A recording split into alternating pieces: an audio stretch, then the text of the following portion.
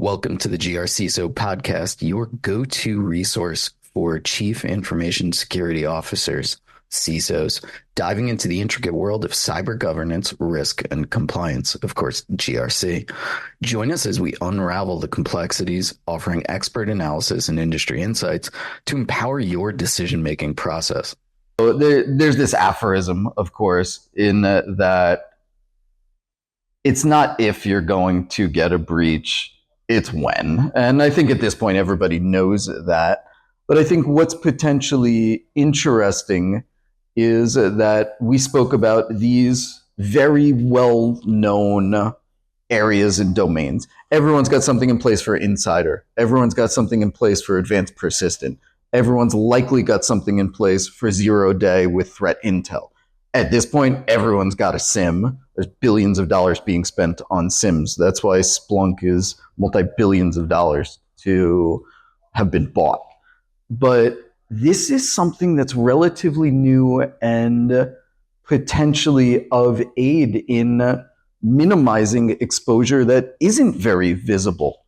It's this idea of control gaps, that it's not necessarily misconfiguration.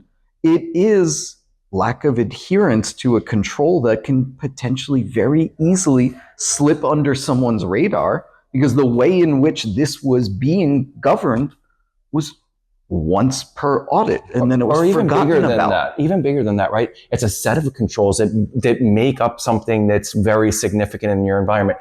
A control in and of itself can be important, but the collection of those controls together represent your security posture. Yeah, right. So they represent your security program. That's a new So thought. if you have all of these controls, make up This is by the way where I also said that you have to build your security program top down. Start with the process, procedures, and then you have the controls, and then you have data. So you want to have full visibility into all of those layers, right. But like your security program, you start with, again, the policies, and then you have different areas. We talked about it even today. So it's like different domains. So right. For example, we haven't talked about SSDLC. Right. Yeah. Secure Software Development Lifecycle. Right.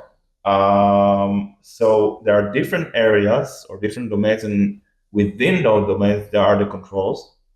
So this is how you build it. It's built with hierarchy. And actually, you talked about something very, very interesting, that a gap in control is not necessarily misconfiguration. Right. So let's ask ourselves, and I think this can be interesting. What can, I would say, affect the status of the control? So it can be a misconfiguration. Sure.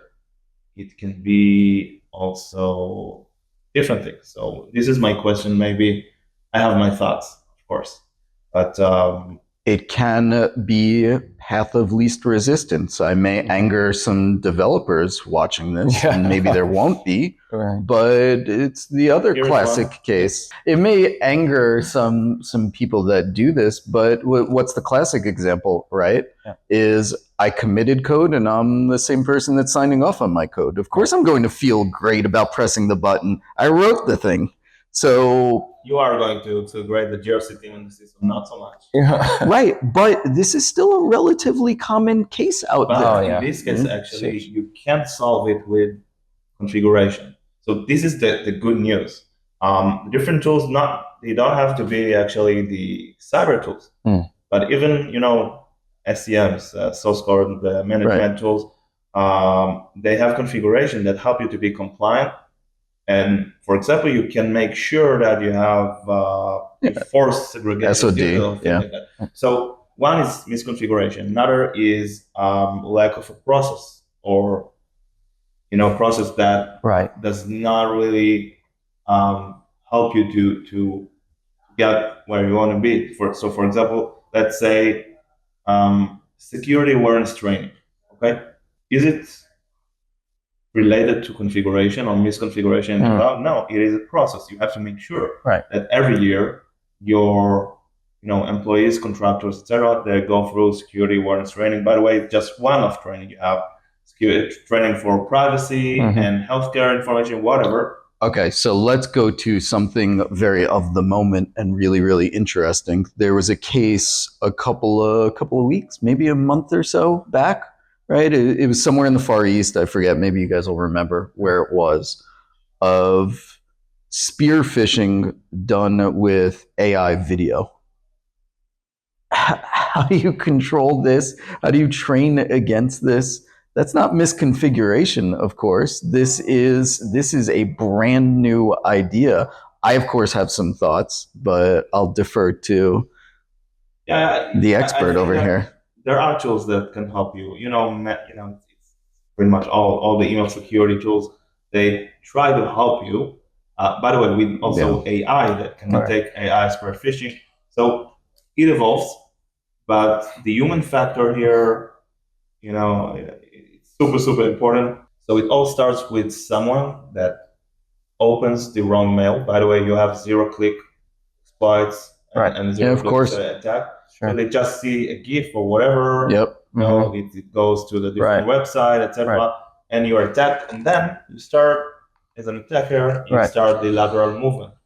So it goes from the one person, the device that actually opened this email, and then you go to the different servers, and then you actually expand, and you get a hold of persistency over the network, and it could be in the cloud, on premise, and then it gets from there. So I think that the human factor is super important, and I must say that it become, like you said, pretty much hard, even for seasoned. Well, the human factor from an external threat, but also just internal, security being an afterthought, right? There's competing objectives in an organization, right? In developer in particular, my job is to get code out as fast as possible, new releases as quick as possible. I'm not. Why should I? A lot of developer thinks I'm not a security person. Yeah, and all this shift left, and again, this is like many security products are currently talking about shift left. You want to secure whatever it's in production, but also everything that you develop, product security. You have actually specific teams for product security that go and nudge and try to implement and govern and enforce this within the engineering teams. So it's a joint effort, but you said it right. By the way, the same as startup has to run fast and deliver features, and I'm saying it as a CTO and VP of R&D. Still, you have to meet the best quality. So this is also attention. You want to release more features fast, but 100%. You want to have it in the best quality. So same, you want to run and grow your business. It can be called product, processes, selling, whatever, but the security a little bit holds you back. Very much so. It does. In the long term, this is the idea. This is what everybody now understands.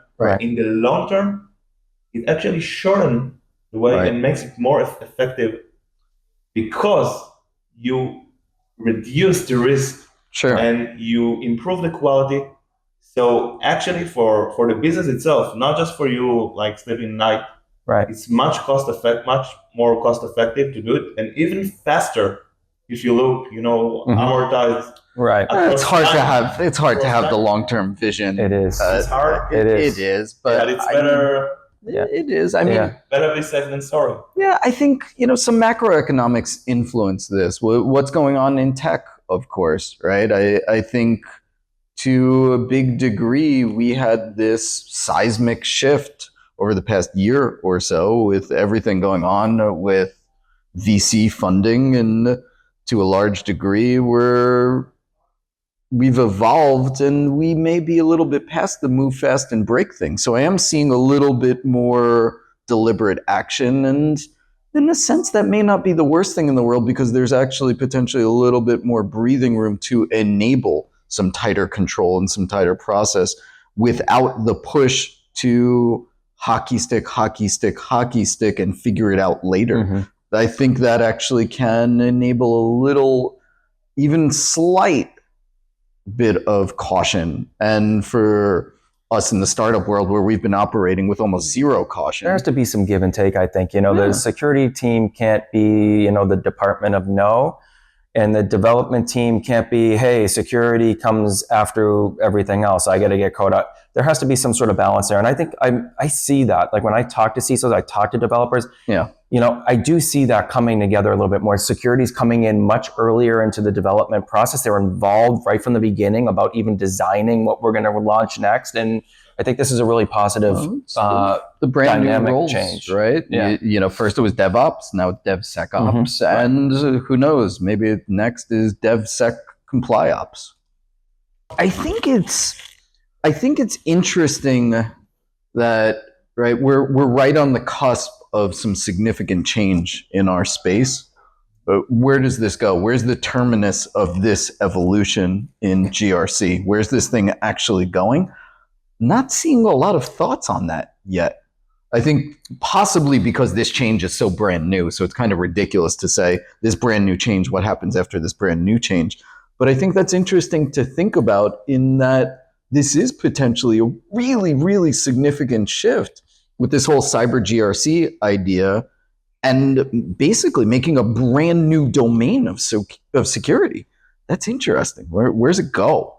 Yeah, exactly. But I think that if we take like GRC, governance, risk management, and compliance, even out of the security context, like in life, where do you think that we're currently using risk management or governance or compliance? No, people, friends, social. Yeah, always.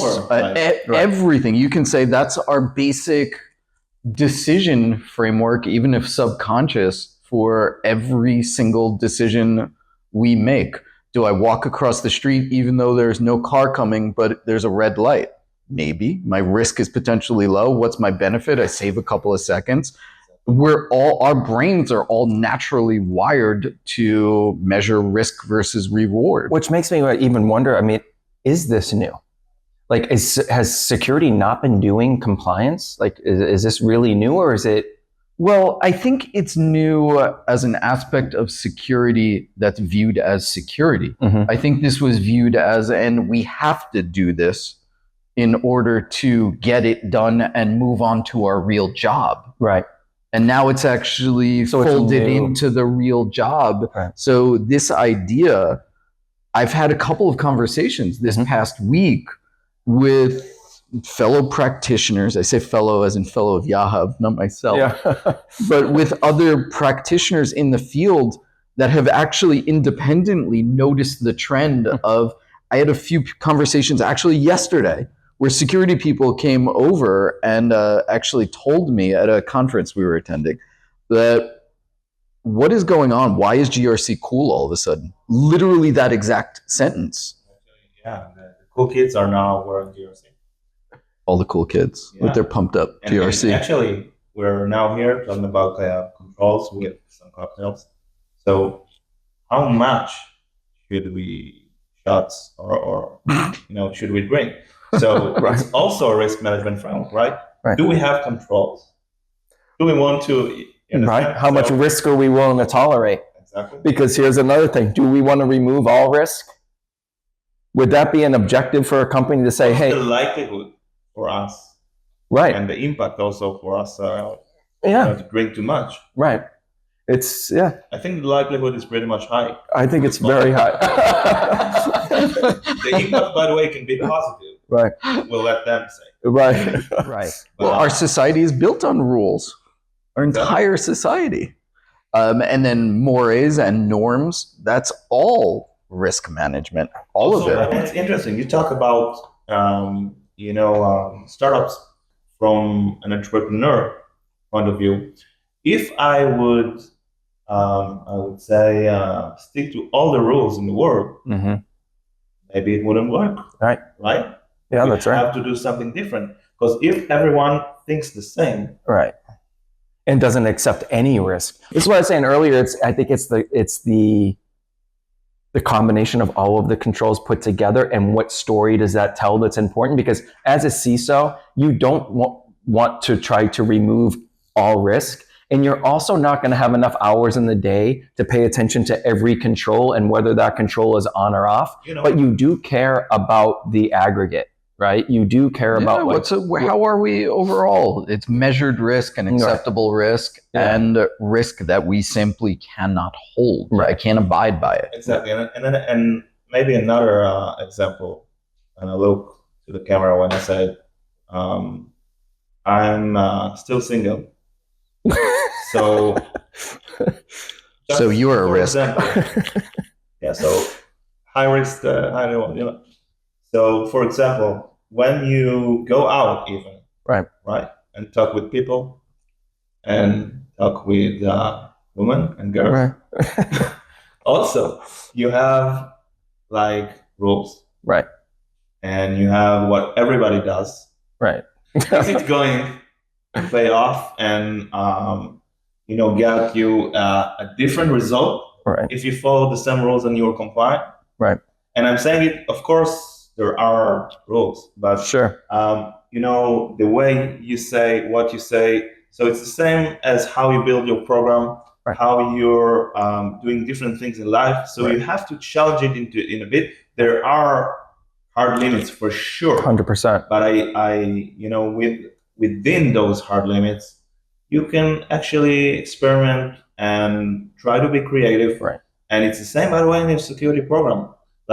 It's super hard to actually make sure that your security program is both updated and comprehensive.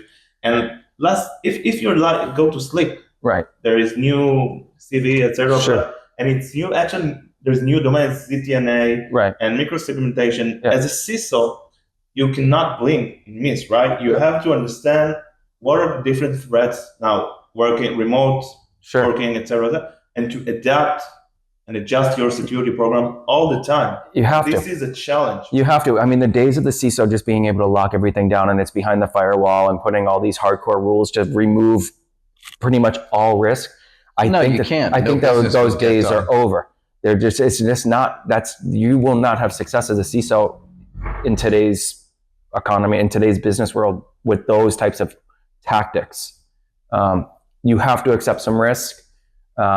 And you have to really, I think, have that big picture of a program and where you're willing to accept risk, where you're not, and be able to be, adjust to what the business needs to get done.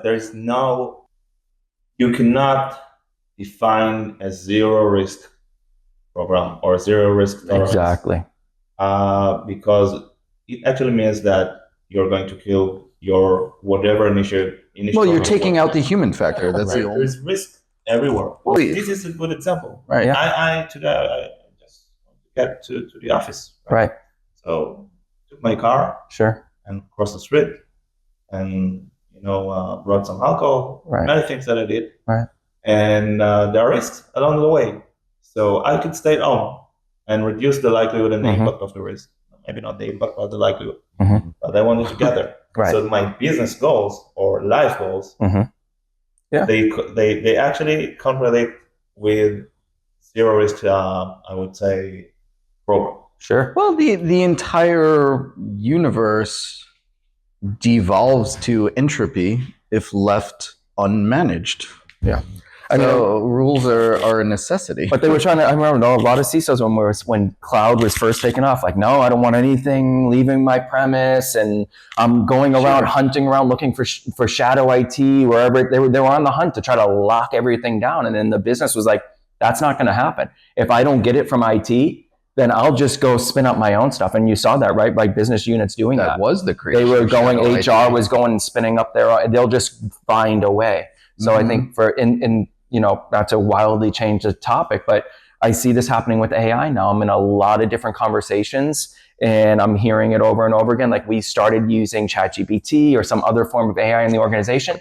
And we're finding out now that IT is saying we got to kill it off. Right. It's been over indexed back. It's that constant pattern. And there is business benefit to new advances in tech. I think as with everything else, the pendulum swings too far back to the other side. And I think there's some new interesting things happening with governance in AI. I think we've done some things there, but that is that perfect balance. And I think while it's not necessarily achievable, I think it's the center point is the measuring point. Right. And the center point is what path are we on, and how much can we deviate from center, not how much can we allow back in. Right. It is center. It is probably relatively an ideal measuring point for most. Yeah, I think similar to cloud, my prediction, if you will, is we're going to, as far as like being IT and security professionals, we're going to lose that battle. There's just no way you're going to be able to stop the business from using AI in business units like marketing, like HR, that are going to get dramatic benefits in the way that they can deliver value inside of an organization. Just say, hey, well, it doesn't meet my security or IT standards, and use that as a justification for stopping progress. I think that this is...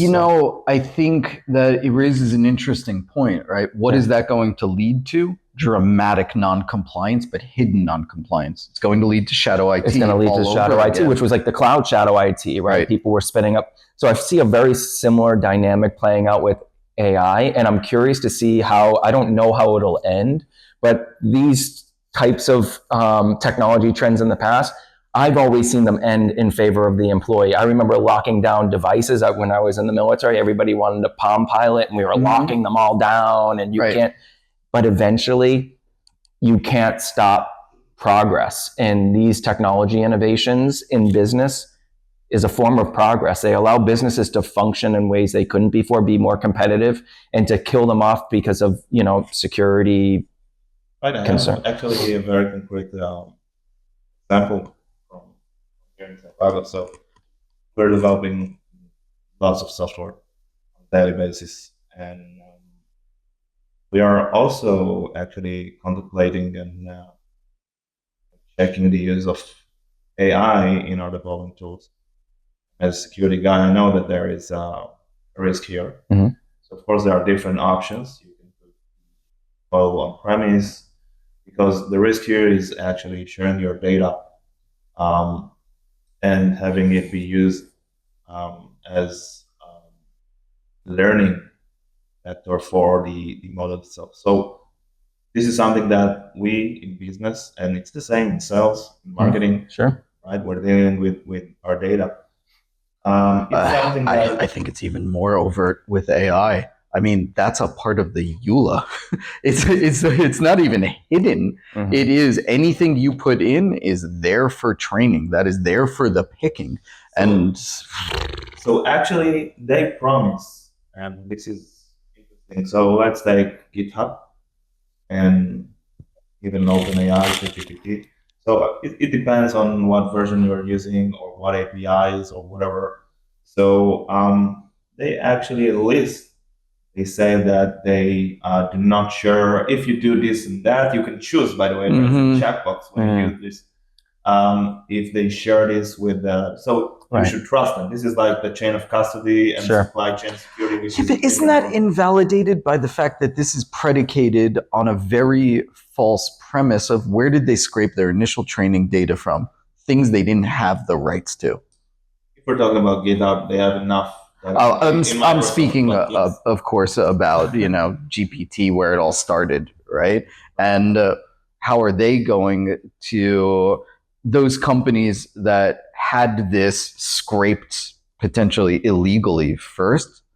The next wave of monetization is going to be actually the aggregators of the world, the X's or the Facebooks of the world, starting to relicense this data back out, maybe even retroactively to the LLMs. So the scariest thing that I could think of in terms of like our engineering and security is that my code, for example, will appear as a response for a question in other company that actually used Copilot, etc. So I think we're starting to see, and this is a trend. Yep. So the all cyber GRC is a trend, right? And the CCL, but also governance security for AI. Mm-hmm. So you start to see controls for AI. So we have the NIST RMF, NIST AI RMF, and you have the ISO 42001. So these are a great framework to start having controls and program, including, by the way, training. Configuration, making sure your application, LLMs, etc., are intact and adhering to the different rules. So if you start off with those as again, and this is what I said, you will need to be compliant with that, right? Yeah. But this is a great basis for you to adopt, right? I would say AI technology with confidence, right. Because even I'm talking about myself currently, I do not have confidence in adopting AI all over our business. Absolutely. Yeah. And I think this is what we, or the world of security, or GRC, want to provide to the world. Sure. To provide them that confidence in, yes, we can adapt maybe the biggest revolution in our lives in this generation. Sure. So with confidence, again, but we have to do it though, right? These are the same arguments. We can't have mobile devices because people are. Internet. I remember mobile devices were a big controversy. Yeah. Like our employees, they can't put their stuff on their own personal mobile device. And we figured out how to do mobile application management, right? Man, we figured how to do MDM. Yep. We're going to have to figure out a way to enable this. We can't say no to it. And we figured it out with mobile. We figured it out with cloud. We're going to have to figure out a way to do this. I think the ultimate goal is transparency. No, the ultimate goal is the user is not necessarily aware of the control. They're trained and they're monitored in such a way that it's effectively transparent, but meeting the needs of the security team. And I think that's really it. If a user can do their job without being disrupted, but is being compliant because of effective controls in place and the systems to not only monitor, but affect the control, enabling the user to still get done what they need to get done. Yeah, that's the answer. Exactly. This is the thing. I think that the most important thing for, I would say, businesses and CISOs to implement AI with confidence is to find the right balance. And again, this is not new, but also for AI, it's super important for to keep visibility and also to keep the security. So maybe the most important thing that I would advise is because it's so new, I think it must be enforced. So it's not just controls, from time to time you have to see. I think that the configuration, like we talked about the different configurations for AI tools, so GPTs, other models, other things that are using those things, you as a CISO security team, you have to enforce and have at least, if you don't do it, at least some platform that follows those frameworks of AI and apply them to your data and configurations, because you don't want to count on your employees to understand if they can do this or that, because it's super messy. You have to cut it somewhere, but still have another, at least, I would say, enough value, and to gradually maybe embrace. Reduce the friction too. I remember when you first were controlling mobile devices, it was a very high friction experience. You had to log into a VPN and all this. Now it's like it's happening in the background. All of those controls are there, but they're not part of my user experience. Like companies, they go back from cloud to on-premise because that's true. It's very true. So maybe it will also happen with AI. We'll go back to, I don't know, 56K modem. Thank you for tuning in to the GRCISO podcast, where we equip CISOs with indispensable insights about cyber GRC. This podcast is sponsored by Cypago, the enterprise tool for cyber GRC automation. Produced and edited by Tova Dvorin and Yahav Perry. Intro outro recorded by Keith Abramson. Distribution by Podbean. For more info, check us out at www.cypago.com.